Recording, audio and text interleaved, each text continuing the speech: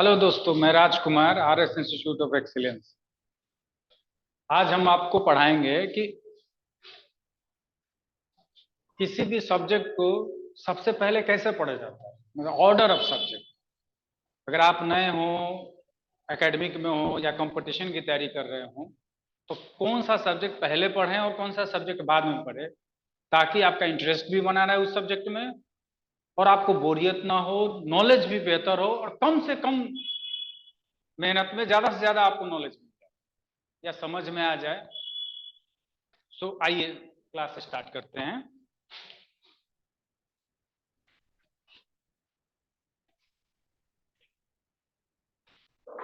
जैसा कि हम जानते हैं,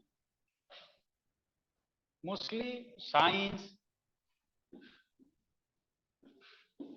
social science, social study, language और लिटरेचर,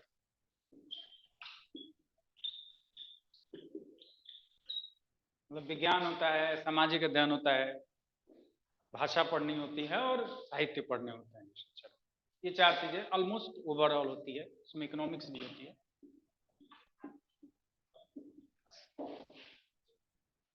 अब हम आपको आज ये पढ़ाएंगे, इस क्लास में बताने वाले हैं, इंफॉर्मेटिव है लेकिन वेरी वेरी इंपॉर्टेंट, बहुत ज्यादा जरूरी। इसमें से सबसे पहले किसको पढ़े और क्यों पढ़े।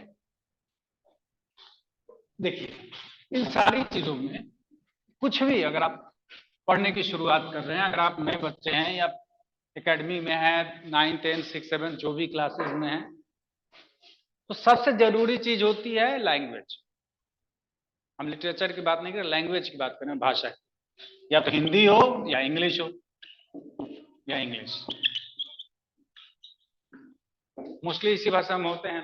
तो आपकी हिंदी हो या अंग्रेजी हो, इसके कुछ वर्ड आने चाहिए, मतलब आपको इस चीज की थोड़ी जानकारी होनी चाहिए। तो ग्रामर पोर्शन इसका जो व्याकरण वाला, वो चीज आपको पता होनी चाहिए।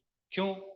क्योंकि हम कोई भी सब्जेक्ट सबसे पहले पढ़ते हैं और फिर उसको समझते हैं, और समझने के लिए भाषा का ज्ञान होना बहुत जरूरी है।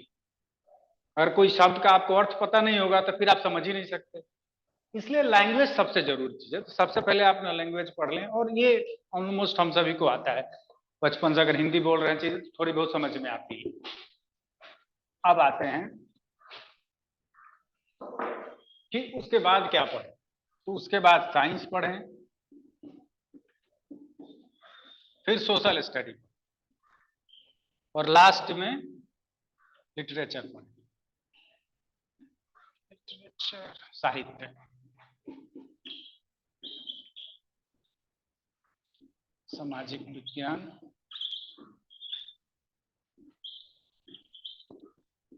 और विज्ञान।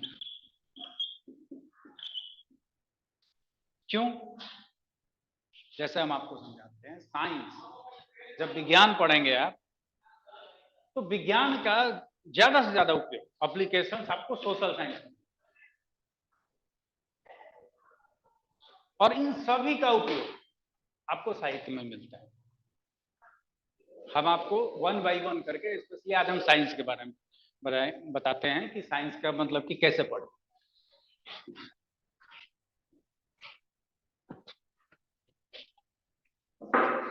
अब साइंस कैसे पढ़े? विज्ञान, इसमें 4 सब्जेक्ट होते हैं: मैथमेटिक्स, फिजिक्स, केमिस्ट्री, बायोलॉजी, मतलब गणित, भूगोल, सॉरी, भौतिकी, रसायन और जीव विज्ञान। ये आपको 4 चीजें होती है। अब इसमें आपको सबसे पहले कौन सी पढ़नी है? मैं आज सिर्फ साइंस के बारे में बात करूंगा। तो सबसे पहले मैथमेटिक्स पढ़ें, फिर आप फिजिक्स पढ़ें, फिर केमिस्ट्री पढ़ें और फिर बायोलॉजी पढ़ें। यही सीक्वेंस क्यों पढ़ें? इसी ऑर्डर में क्यों पढ़ें? मतलब इसी क्रम में ही क्यों पढ़े, बाकी क्रम में क्यों ना पढ़े? तो देखिए, mathematics it is the mother of all subject. मतलब आप आसपास में जो भी चीजें देखते हैं ना, जैसे आप पूजा पाठ करते हैं वो तो वो वेदिका देखते होंगे जिसमें ऐसे बनती होगी चाहे ऐसे बनती होगी, तो ये सब चीजें क्या है, ट्रायंगल है। अब ट्रायंगल कहने के लिए तो पूजा है, लेकिन पूजा ट्रायंगल में है, तो ये मैथमेटिक्स हो गई। और इससे आप मतलब इसका मतलब समझेंगे। अब जैसे आप साइन थीटा पढ़ते हैं, थीटा, थीटा का साइन, अब ये साइन तो देखने के लिए साइन है, लेकिन इसका मतलब है कि ये एंगल में क्यों होता है। तो जब इसका मतलब पढ़ेंगे समझेंगे तो फिर वो सोशल साइंस में भी आ जाएगा, बाकी और स्टडी में आ जाएगा। तो इसलिए मैथमेटिक्स है। जैसे हम 1 2 3 4 ये सब नंबर सिस्टम पढ़ते हैं, तो ये सिंबल ही तो है।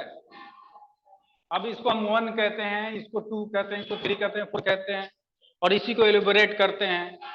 तो जब इलुबरेट करेंगे तो इसको सोशल इशू में क्या इंपॉर्टेंस है, साइंस में क्या इंपॉर्टेंट है, फिजिक्स में क्या इंपॉर्टेंट है, तो ये मदर ऑफ ऑल सब्जेक्ट इसीलिए हो जाते हैं कि यहाँ से रिसर्च होता है। कुछ मैप बना दिए, कुछ फिगर बना दिएगा, अब इसका क्या मतलब। तो मैथमेटिक्स, अब मैथमेटिक्स क्यों पढ़नी है, इसके अलावा भी और चीज जरूरी है। इसलिए कि मैथमेटिक्स के लिए क्या रिक्वायरमेंट, क्या जरूरत है। देखिए, अगर आप कोई भी एग्जाम पास करना चाहते हैं, कोई भी, तो उसके लिए एक शर्त होती है, demand and supply. And supply मतलब मांग और पूर्ति, मांग और पूर्ति का नहीं। अगर आपको मैथमेटिक्स समझनी है, मतलब मैथमेटिक्स पढ़नी है, तो उसकी कुछ डिमांड होगी, कुछ मांग होगी कि आपको ये चीजें आनी चाहिए, और वही काम आपको सप्लाई करनी है। अगर डिमांड और सप्लाई करते हैं तो आप हर एग्जाम में टॉप, हर जगह आप टॉप। अगर आज एक कहावत है कि भूखे भजन न होए गोपाल, अगर खाना नहीं मिलेगा ना तो आप उसको चाहे जितना बढ़िया लेक्चर सुना दे, चाहे जितनी ज्ञान की बात कर दें, वो नहीं सुनने वाला। क्योंकि सबसे पहले उसको उस समय खाने की जरूरत, भूख लगी है। तो अगर आपने खाना दे दिया फिर आप कुछ भी सुनाएंगे वो बहुत ध्यान से सुनेगा, कोई भी इंसान। तो ये सिंपल चीज है कि डिमांड और सप्लाई का नियम। अब मैथमेटिक्स सबसे पहले क्यों पढ़नी चाहिए, और क्यों कुछ डिमांड ऐसा है जिसको आप सप्लाई करके, मतलब पूर्ति करके आप हमेशा ही सक्सेसफुल रहेंगे, टॉपर होंगे, हमेशा ही कम से कम पढ़ के भी अच्छे कर सकते हैं। और सबसे पहले मैथमेटिक्स ही वो डिमांड मांगता है। देखिए,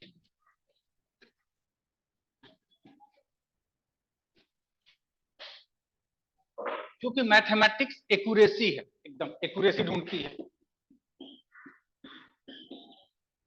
एग्जैक्टनेस चाहिए, एग्जैक्ट कॉन्सेंट्रेशन चाहिए,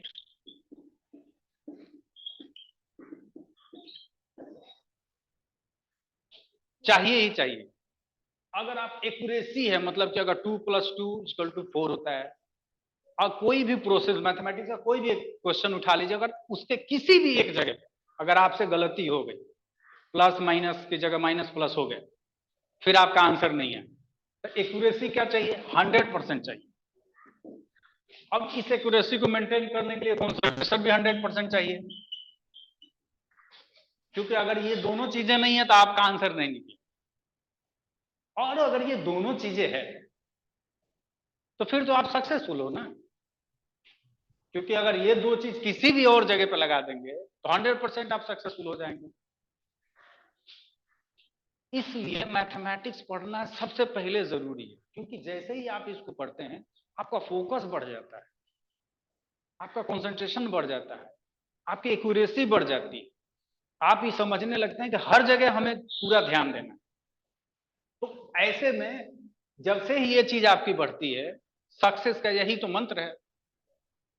तो फिर आपकी बहुत सारी चीजें, जैसे डिसिप्लिन आपकी सही हो जाती है, मैनर्स आपके सही होने लगते हैं। तो इस वजह से मैथमेटिक्स को सबसे पहले पढ़ने से जो चीज डेवलप करने की जरूरत होती है सक्सेस के लिए, सफलता के लिए, वो मैथमेटिक्स पढ़ के आ जाती है। तो इसलिए मैथमेटिक्स पढ़ना जरूरी है सबसे पहले। अब आते हैं सेकंड में क्या पढ़े, जैसे बोले थे फिजिक्स पढ़ना। और फिजिक्स क्यों, भौतिकी, क्योंकि ऊपर जब जो मैथमेटिक्स पढ़े ना उसका बहुत सारा एप्लीकेशन पार्ट फिजिक्स में होता है। जैसे आप पढ़ेंगे वेलोसिटी पढ़ेंगे,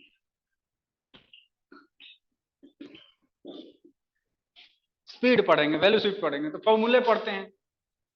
मैथमेटिकल से न्यूमेरिकल्स बनाने होते हैं, क्वेश्चन आंसर कुछ मैथमेटिकल बनाने होते हैं। यहाँ पे चार्ज निकालना है, दूरी निकालना है, समय निकालना है, या आप ग्रेविटेशन पढ़ेंगे, गुरुत्वाकर्षण, ग्रेविटेशन पढ़ेंगे, तो उसमें भी आपको डिस्टेंस मापने के लिए आएगा, तो फॉर्मूले आ जाएंगे फिजिक्स के। अगर आप इंटरमीडिएट में जाते हैं तो इंटीग्रेशन और डिफरेंशिएशन आता है, तो वो मैथमेटिक्स का पार्ट है और वो फिजिक्स में अप्लाई होता है। तो इससे ये होता है कि आपकी मैथमेटिक्स की जो नॉलेज है वो आधी नॉलेज फिजिक्स में अप्लाई होती है। तो आधी आपके भार खत्म हो गए फिजिक्स पढ़ने से, और बाकी जो आधे भार है फिजिक्स का वही आपको पढ़ना पड़ता है। मतलब 50% आप ऑलरेडी समझ चुके हैं, बाकी 50% आपको पढ़नी है। और बाकी 50% भौतिकी क्या है, जो आपके सामने जो आसपास में आपको कुछ भी दिख रही है, महसूस हो रही है, वो सब फिजिक्स।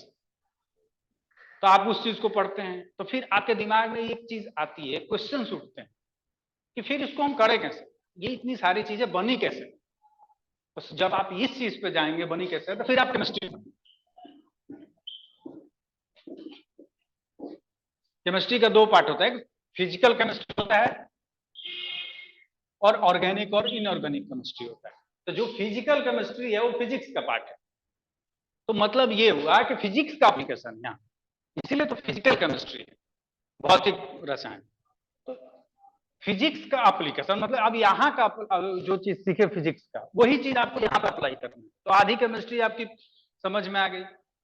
अब अगर आप आधी केमिस्ट्री समझ में आ गई तो बस आधी केमिस्ट्री पढ़नी है, तो 50% आपका कम हो गया।